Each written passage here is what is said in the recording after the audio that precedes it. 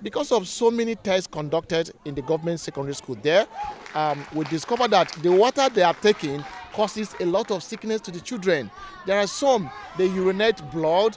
There are some, the body crashes them. Poor access to water is reportedly a rapidly growing threat, particularly to the long-term health, safety and prosperity of people in Africa, affecting the most vulnerable group. Presently, there is an international climate emergency, and 2020 is believed to be a key year in which the global community must mobilize for more action from non-state actors. Humanitarians in Abuja who visited TAKALAFIA, a settlement in the Federal Capital Territory, say the people, especially women and children, are in dire need of clean water and other basic amenities, observing with dismay a decrease in citizens' access to potable water and an increase in the level of its adverse effects across the country, especially in rural areas and slums within urban centers. When we talk of malnutrition, lack of access to water contributes a great deal to that, because not having the safe water to drink actually brings diseases, which reduces the immune system and further, can lead to death. It reduces the overall health of the women and children and leads to death. Sadly, we were experiencing water shortages and access to potable water in our country.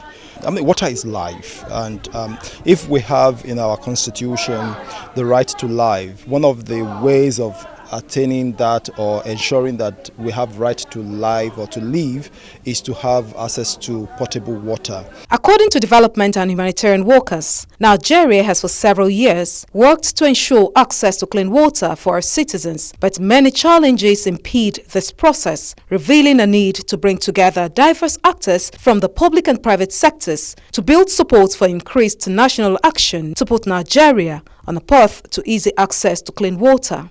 Stakeholders say there should be a central objective to engage, build partnerships and explore solutions that can deliver water action and support at a larger and stronger scale. It's difficult for people to change a behavior that they have used to over time, and for that reason the process has actually taken too long in changing.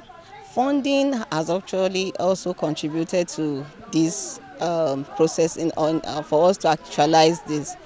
And then the buy-in of the people as well, understanding the process, the whole process involved, that it's our own thing. We are the ones to bring about this change. Government should take responsibility.